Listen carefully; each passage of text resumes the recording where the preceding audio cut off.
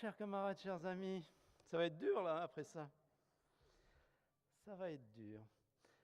Quand j'étais au collège ou au lycée, il y a quand même quelques années de cela, le prof de maths nous disait de mettre CQFD à la fin de la démonstration pour indiquer que le résultat attendu avait été démontré.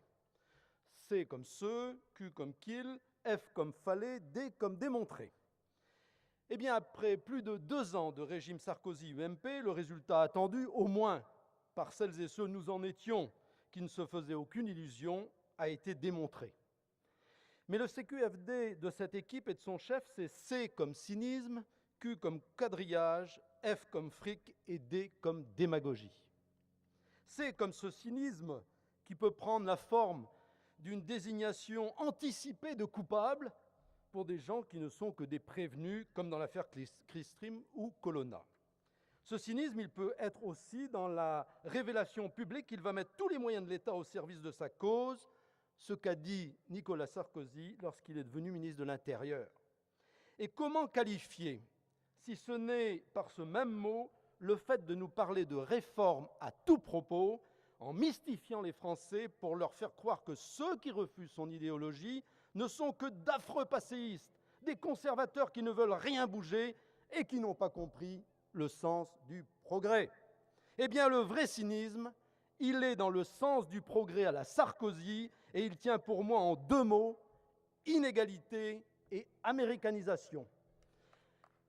Inégalité, parce que je pense que le président cherche volontairement le creusement des inégalités qu'il considère comme un moteur pour que l'émulation fonctionne et que chacun ait envie de rattraper et dépasser son voisin.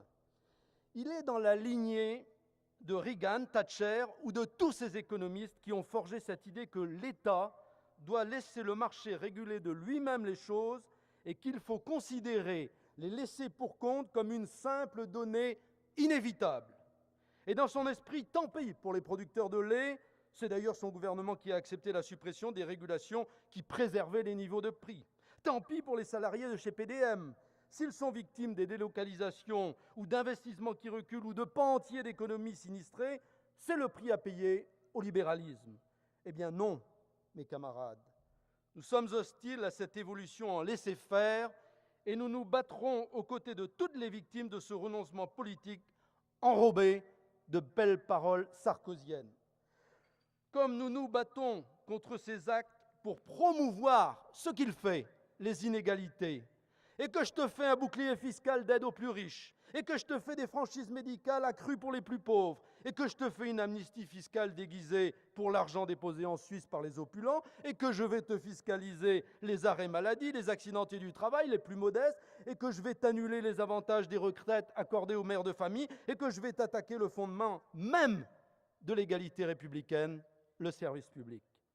Aujourd'hui, c'est notre service public de la Poste qui risque d'en faire les frais, et il faut se battre pour lui, comme pour l'hôpital, l'école et tous ces services au service de l'égalité républicaine de nos concitoyens.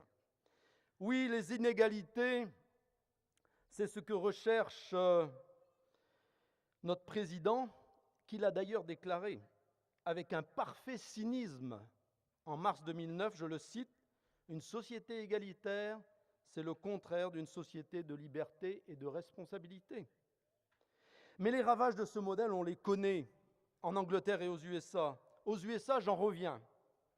1% de la population à 40% du patrimoine, et l'on voit se multiplier dans les centres-villes les cohortes de pauvres qui mendient pour subsister, et l'on voit travailler dans les supermarchés, dans les restaurants ou même dans la police des septuagénaires, des octogénaires, qui sinon ne pourraient même plus vivre. Voilà où nous entraîne, avec un cynisme accompli, le sarkozysme, dernier avatar en date du capitalisme débridé à l'américaine. Oui, à l'américaine, car notre président voit dans l'américanisation l'évolution qu'il faut pour notre pays. Là aussi, avec cynisme, il l'a claironné à New York en disant, je le cite, « Mon but est que vous ne soyez plus dépaysés quand vous viendrez en France. » Et il a donc commencé ce travail de sape de notre identité et des bases même de notre société républicaine. Nous avions un positionnement diplomatique original. Eh bien, il va dire à Bush qu'il regrette que la France ait mis son veto aux Nations Unies pour la guerre d'Irak. Nous avions un positionnement de défense autonome. Eh bien, il nous fait entrer dans le rang en réintégrant l'OTAN, c'est-à-dire clairement en nous mettant aux ordres des USA. Nous avons un système juridique et juridictionnel original, fruit de notre longue histoire, appelé par les juristes système inquisitoire, alors que celui des Américains est appelé système accusatoire. Eh bien, nous allons passer au système américain, c'est-à-dire suppression du juge d'instruction, création d'un parquet non indépendant aux ordres du pouvoir et rupture d'égalité entre justiciables, puisque ceux qui pourront se payer une défense efficace, les meilleurs avocats et les moyens d'une contre-enquête, puisque ce sera permis, alors ceux-là, donc les plus riches, s'en tireront. Et d'ailleurs, un parquet non indépendant, soyez-en certains, cédera souvent à la tentation d'arrêter toute enquête qui gênerait les pouvoirs, les puissants. Justice de l'argent et des rapports de force, ce n'est pas ce que nous voulons pour notre pays. Nous avions dans notre pays de droit écrit un système d'actes authentiques notariaux. Eh bien, on va banaliser cela, en donnant aux avocats le droit de contresigner des actes sous seing privé pour leur donner valeur d'actes authentiques. Les avocats vont sûrement s'en réjouir. Eh bien, moi, je suis contre, car c'est encore une atteinte au fondement même du droit français et des règles du service public de l'authenticité. Nous avions un système de normes comptables qui, comme notre système juridictionnel, servait de modèle à d'autres pays, pas seulement francophones. Eh bien, on va aussi l'aligner sur le système américain. Et notre laïcité. Ah, le modèle américain des multiples églises dans la moindre bourgade, une déclaration sur la foi vivante qu'il préconise, ou celle sur l'instituteur qui ne pourra jamais remplacer le pasteur ou le curé, prouve que notre président a aussi des tentations de ce côté. Méfiance, méfiance, si ce n'est pas pour tout de suite, ça pourrait venir pour demain. En fait, c'est toute notre culture, notre civilisation française, forgée par des siècles d'histoire qu'il voudrait faire passer pour vieillerie et refuser. Des réformes de cet ordre-là, oui, nous devons les refuser. Q comme quadrillage, celui du pouvoir en place, qui est devenu celui des copains tout-puissants, sans contre-pouvoir, régnant sur l'économie, les médias, l'État. Considérons comme anecdotique la famille que l'on voit, que l'on met partout, les amis que l'on trimballe avec soi dans tous les coins du monde. Mais grave, très grave pour la démocratie et la mainmise sur les médias et l'économie. Lagardère qui présente Nicolas Sarkozy comme un frère devant tous les patrons des médias de son groupe, c'est-à-dire Europe 1, Paris Match et bien d'autres. Arnaud, son témoin de mariage, propriétaire du journal Les Échos et bien d'autres. Dassault, l'ami de toujours, avec son journal Le Figaro, Bouygues, l'éternel pote, patron de TF1, LCI et bien d'autres.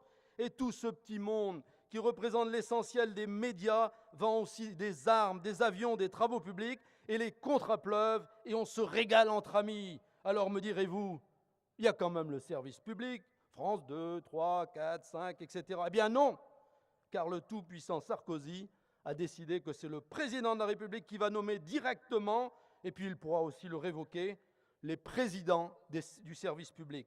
La boucle est bouclée. Et l'Élysée a dans sa main tout notre audiovisuel français, soit par connivence, soit par pouvoir. Et ceux qui font preuve de liberté sont virés. PPDA pour l'avoir comparé à un petit garçon, ou Genestar pour avoir publié des photos de Cécilia et son amant. Alors, ça tremble dans les rédactions, comme tremblent les préfets que l'on révoque pour avoir laissé des manifestants embêter Sa Majesté ou son copain Clavier. Oui, ils tremblent aussi les policiers et les fonctionnaires de haut rang déplacés pour la moindre brouterie. Oui, ils tremblent aussi les parlementaires UMP convoqués à l'Élysée pour leur faire voter à la hussarde telle ou telle loi Hadopi ou du travail du dimanche.